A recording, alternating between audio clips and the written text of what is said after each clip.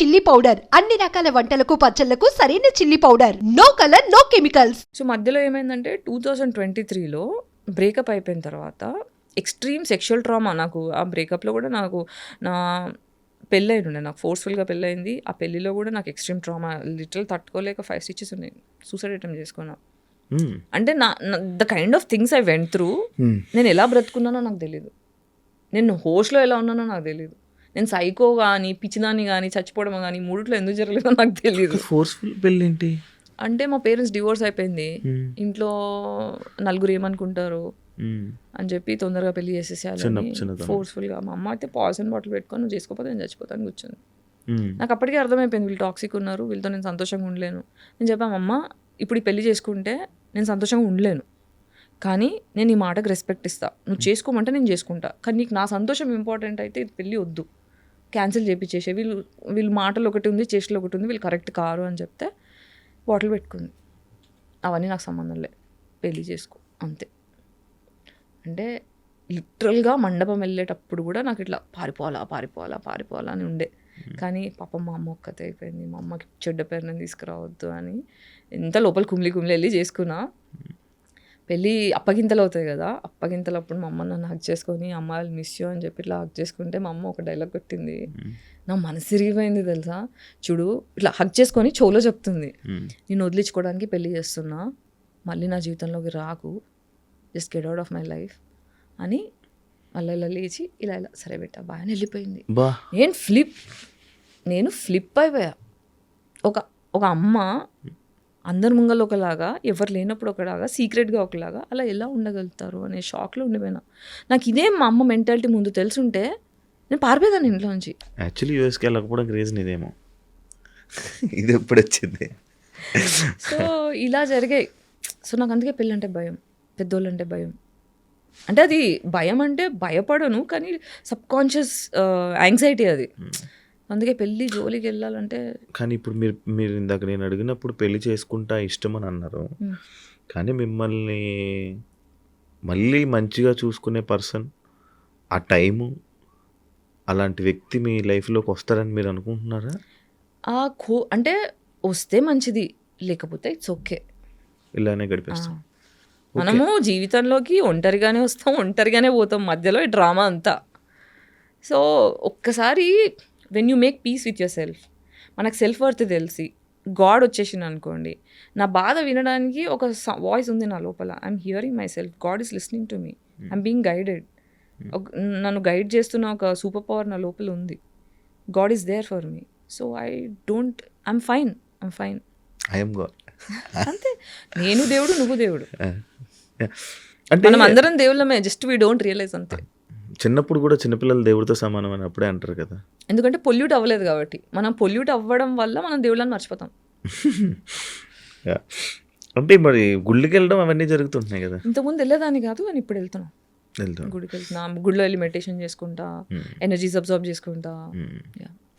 Actually మీకు ఇలాంటి situation జరిగింది, మీ అలాంటి వాతావరణంలో పెరిగారు, అన్నీ జరిగాయి కదా. అంటే పెళ్లి చేసుకోవాలి, ఒక పిల్లలు, ఆ పిల్లల్ని మంచి చూసుకోవాలి, వాళ్ళకన్నీ నేర్పించాలి, ఇలా జరగాలి. మన జనరేషన్, మన వారసులు, మన వారతత్వం అది పెంచి కొంచెం మంచిగా నేర్పించి మంచిగా సొసైటీలో ఉండాలనే ఆలోచన అలాంటివి ఉన్నాయా? చేస్తున్నాను కదా ఆల్రెడీ పేరెంటింగ్ సొసైటీకి.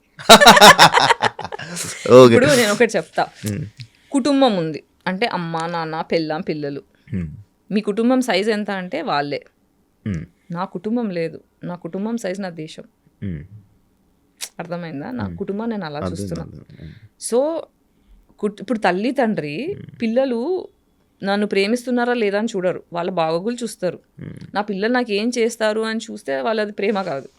అన్కండిషనల్గా ఎప్పుడైతే పిల్లల్ని ప్రేమిస్తారో అది రియల్ ప్రేమ ఫ్రమ్ తల్లిదండ్రి. అదే చేస్తున్నాను నేను సొసైటీతో. సొసైటీలో ఏజ్కి సంబంధం లేకుండా నేను అందరినీ పిల్లల్లా కన్సిడర్ చేస్తున్నాను కాబట్టి ఎడ్యుకేట్ చేయాలి, అందరు బాగోగులు చూసుకోవాలి, అందరు సంతోషంగా ఉండాలని వీడియోలు చేస్తున్నాను. అవును, మీరు మంచిగా చేస్తున్నారు, బట్ ఆ సొసైటీ మిమ్మల్ని యాక్సెప్ట్ చేయట్లేదు కదా. జవాబు దొరకాల్సిన వాళ్ళకి దొరికేస్తున్నాయి. మీరు కామెంట్ సెక్షన్లో చూడండి, 10 మంది తిడతారేమో, 50 మంది thank you for doing this, it is helping me. Comments పట్టించుకుంటారా? అన్నీ చూస్తా, పట్టించుకోవాల్సినవి పట్టించుకుంటా. ఇప్పుడు రోడ్డు మీద వెళ్తుంటా, మురిగే కుక్కలు ఉంటాయి, మురిగే కుక్కలు పట్టించుకోను. ఏదైనా కుక్క క్యూట్గా వచ్చి నాతో ఆడుకుంది అనుకో, వెళ్ళి ఆడుకుంటా, నేను కుక్క పిల్లని అయిపోతా. యాక్చువల్లీ నాకు ఇంకొక డౌట్ ఉండే, మీ గురించి తెలుసుకున్నప్పుడు నాకు ఇంకోటి వచ్చింది. మీకు మ్యూజిక్ అంటే బాగా ఇష్టం అని, ఆ మ్యూజిక్కి సంబంధించిన ఒక పర్సన్తో రిలేషన్లో ఉండేవాళ్ళని. అవునా? అది ఎందుకు అయ్యింది? అది మీ ఇష్టంతోనే మీ దీంతోనే వెళ్ళారు కదా, మరి అది ఎందుకు బ్రేకప్ అయ్యింది? అదే అయితే దీన్ని చాలా టాక్సిక్ ఉండేది. బాగానే కనుక్కున్నానా? దీన్ని కార్మిక్ రిలేషన్షిప్ అని చెప్తా. ఎప్పుడైతే ఒక సోల్ ఎక్స్ట్రీమ్ ట్రామా నుంచి వచ్చి ప్రేమ అనే డెఫినేషన్ అర్థం కాక కొట్టుకుంటుంటాం చూడండి, ఈ కార్మిక్ రిలేషన్షిప్ ఏంటంటే కథార్సిస్ అనేది ఒక ఫినామినా ఉంటుంది మనకి. మీకు ఐడియా ఉందా? స్పిరిచువాలిటీ తెలిస్తే కొంచెం, లేదా హిందూయిజం కరెక్ట్ క్లారిటీ ఉంటే ఇప్పుడు మనుషులను అర్థం చేసుకోవడం స్టార్ట్ చేస్తున్నాను. కథార్సిస్ అనే ఫేజ్లో కార్మిక్ అనేది ఫైనల్ ఫేజ్ అనమాట. అంటే మనకి ఇల్యూజన్స్, అంటే నా మొగుడు, నా ఫ్యామిలీ, నా కోరికలు, నన్ను ఇట్లా చూసుకోవాలి, నన్ను బాగా చూసుకోవాలి, ఇవన్నీ డెల్యూషన్స్లో ఉంటాం. కానీ రియాలిటీలో నేను చూస్ చేసుకున్న మనిషి, అంటే మనకి బేసిక్గా నా కోసం నేను నిలబడలేదు ఎప్పుడు. సో నా కోసం నేను నిలబడాలి అంటే ఇచ్చి కొట్టాలి ఒకటి. కొట్టాలంటే ఫిజికల్గా కాదు, మెంటల్గా. సెల్ఫ్ దెబ్బ తగలాలంటారు. దెబ్బ తగిలితే జ్ఞానం వస్తుంది అంటారు కదా, ఆ జ్ఞానం రావడానికి తగిలిన దెబ్బది. సో చాలా ట్రామటైజ్ అయిపోయా, చాలా డిప్రెషన్లోకి వెళ్ళిపోయా, ఆరోగ్యం మొత్తం గుడిసిపోయింది. ఆయన కూడా ఇబ్బంది పెట్టారు అఫ్ కోర్స్. కానీ ఇప్పుడు నేను ఏం చెప్తున్నానంటే, నన్ను ఇబ్బంది పెట్టిన వాళ్ళందరూ కూడా వాళ్ళు ఇబ్బంది పెట్టాలని పెట్టరు. వాళ్ళు ప్రేమలో పెరగాక ట్రామాలో పెరిగి వాళ్ళు ప్రేమ అనుకుంటూ ట్రామానే ఇచ్చారు. So I forgive them, because వాళ్ళు సంతోషంగా లేకపోవడం వల్ల ఇవన్నీ జరుగుతున్నాయి. పేట్రియార్కి పితృస్వామ్య వ్యవస్థ మొగోడిని ఎలా కుడిపించిందంటే, ఇలా రాక్షసుడిని, జంతువుని తయారు చేసి కుడిపించింది. సో ప్రేమ, అమ్మ ప్రేమ సరిగ్గా అర్థం చేసుకొని మొగుడు చేసే పనులు ఇవి. వచ్చే అమ్మాయిని హింస పెడతాడు. సో మదర్ ఉండి ఎప్పుడైతే హీల్ చేసుకుంటారో అబ్బాయిలు, అప్పుడే అమ్మాయిలను సరిగ్గా ప్రేమించగలుగుతారు. అమ్మాయిలు ఎప్పుడైతే ఫాదర్ ఉండి హీల్ చేసుకుంటారో అప్పుడే కరెక్ట్ మొగుడిని ప్రేమించగలుగుతారు, కరెక్ట్గా ప్రేమించగలుగుతారు. నాకు గాయత్రి గ్రూప్తో మాటలన్నీ బాగా నచ్చుతున్నాయి, అన్నీ బాగున్నాయి, జనాలకు కూడా మంచిగా అనిపిస్తుంది. కానీ బూతులు లేకుండా ఎందుకో మన బేసిక్గా మన వాళ్ళు బూతులు అంటే యాక్సెప్ట్ చేయరు, బోల్డ్నెస్ యాక్సెప్ట్ చేయరు. అది ఎందుకో తెలీదు, నాకు తెలియదు. మీకేమైనా తెలుసా? ఐడియా ఉందా? అంటే పద్ధతి, పవిత్రత అని అది యూఎస్పీ పెడతారు కదా. ఇప్పుడు మనకి ఏంటి, అందరూ తెల్ల బట్టలు వేసుకొని నీట్గా ఐరన్ చేసుకొని బట్టలు వేసుకోవాలని కోరుకుంటారు. ఇప్పుడు బురదలో పడాలనుకోడు. కానీ బురదలో పడకుండా ఉంటామా జీవితంలో? ఏదో ఒకసారి పడుతూ ఉంటాం కదా. అది పడకపోయినా కారెళ్ళిపో. ఎగ్జాక్ట్లీ. అలా బురదలో పడ్డప్పుడు ఏమైందంటే కోపం వస్తుంది.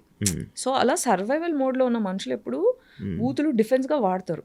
ఇది ఏంటంటే, నేను ఒక్కదాన్నే మాట్లాడుతున్నాను బూతులు, చాలా మంది మాట్లాడుతారు. మహేష్ బాబు సినిమాలో అన్న మాటలు ఉన్నాయి. మన రామ్ చరణ్ తేజ్ది పెద్ద సినిమా ఉండే చూడండి, దాన్ని రామ్ చరణ్ రంగస్థలంలో బూతు వాడలేదు. నాకు రాలేదేంటి సడన్ గా? అదే ఇది గుర్తు తెచ్చుకుంటున్నాను. ఆయన కొంచెం వినపడదు కదా, అది గుర్తు తెచ్చుకుంటున్నాను. అట్లే అందులో బూతులు మాట్లాడారు.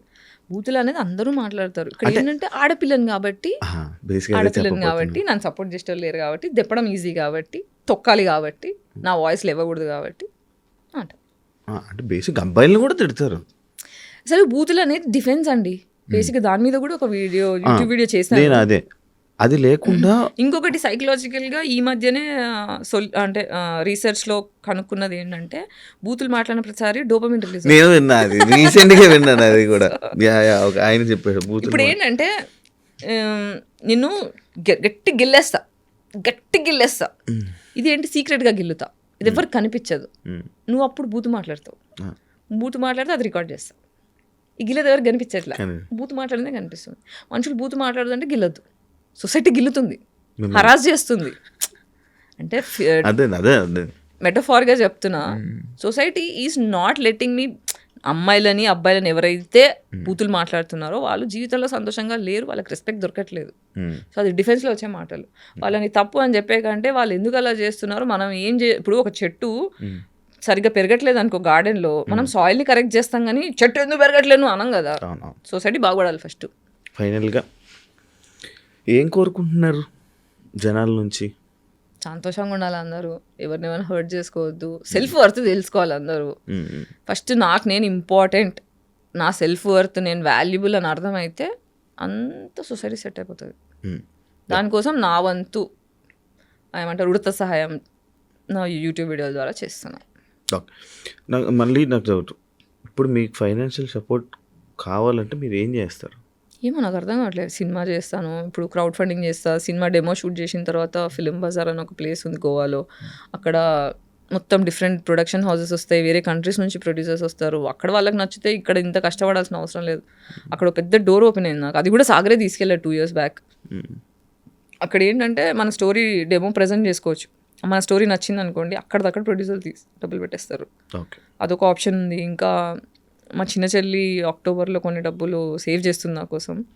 సో కొంచెం బిజినెస్ స్టార్ట్ చేయడానికి చిన్నపాటి ఇన్కమ్ సోర్స్ బిజినెస్ స్టార్ట్ చేయడం కోసం ఐడియాస్ అన్ని క్యూరేట్ చేస్తున్నా. ఫుడ్ బిజినెస్ స్టార్ట్ చేద్దామని. అది ఇన్ని ఉన్నాయి, మీ పాత యాంకర్ జాబ్ ఎందుకు రావాలనుకోలే? యాంకర్ జాబ్ కోసం నా కొంచెం హెల్త్ బాగా YouTube channels, TV channels, news channels, YouTube channel అన్నీ తిరిగా. చెప్పా కదా, nobody wants to work with me. తిరిగా. అందుకే ఇప్పుడు యూట్యూబ్లో నేను ఏం చేస్తున్నా, యాంకరింగే చేసుకుంటున్నా సొంతగా, ఏమీ యాక్సెప్ట్ చేయలేదని చెప్పి. Then thank you so much. నాకు మంచి పాడ్కాస్ట్ ఇచ్చి నాకు కొన్ని చాలా తెలియని విషయాలను చాలా తెలిసేలా చేసినందుకు. అండ్ నేను ఇంకో చాలా మిస్ అయ్యానని అనిపిస్తుంది. తప్పకుండా నేను మళ్ళీ ఇంకొకసారి మీతో ఇంకో పాడ్కాస్ట్ పెట్టాలని నేను కోరుకుంటున్నాను. అండ్ అదే కాకుండా మీరు మీ లైఫ్లో మంచి సక్సెస్ అవ్వాలని, అంటే మీ మాటలు విన్నప్పుడు మంచిగా ఉన్నారు కదా, మంచి జరగాలి అది కోరుకుంటూ, మీ కష్టాలన్నీ తీరిపోవాలని, మంచి ఆఫర్స్లో ఇంకా సక్సెస్ అవ్వాలని, ఇంకా పైకి వెళ్ళాలని మనస్ఫూర్తిగా కోరుకుంటున్నాను. Wish you all the best. Thank you so much. అందరూ హ్యాపీగా ఉండాలి. సర్వే జన సుఖినో భవంతు. ఇదైతే నేను ఇలా ఈ మాట ఎక్కువ అనడం స్టార్ట్ చేశా. I'm manifesting peace for everybody in our country. అంటే ప్రపంచంలో ఉన్న అందరూ ప్రశాంతంగా ఉండాలని. నేను రీసెంట్గా ఒక పాడ్కాస్ట్ చేసా, విష్ణుప్రియ భీమినేని. తను కూడా నేను వైబ్రేషన్స్ తీసుకుంటున్నా, తను అలాగే మాట్లాడింది నా ఇంటర్వ్యూ. తన్ని చూసే దాని తర్వాత మీరేనా సేమ్. నేను అదంతా పోవడానికి, నా నెగిటివిటీ పోవడానికి నాకు ఆ వైబ్రేషన్స్ తీసుకుంటా అలా అయింది. థ్యాంక్ యూ, ఆల్రెడీ చెప్పేశాను కాబట్టి. చూసారు కదా ఇంటర్వ్యూ. ఇంకో గెస్ట్తో మళ్ళీ మీ ముందు కలుస్తాను. అంతవరకు సియా.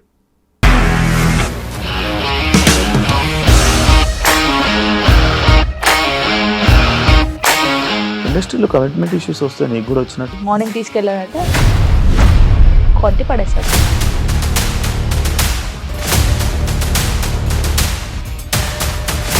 ఒక్కళ్ళు కూడా చూడలేదు ఈ సినిమా అని చెప్పడానికి కూడా చాలా ధైర్యం కావాలి. అది నిజం కదా, దాంట్లో ధైర్యం ఏంటి? నెక్స్ట్ డే ప్లేట్ మార్చేస్తే తప్పు కదా. As of now we're comfortable this అని నేను అనుకుంటున్నాను. రష్మిక గారిది మీది ఒకే ఊరు అంట కదా. నీకు కోపం వచ్చిందంటే బాగా తిట్టేత్తరా?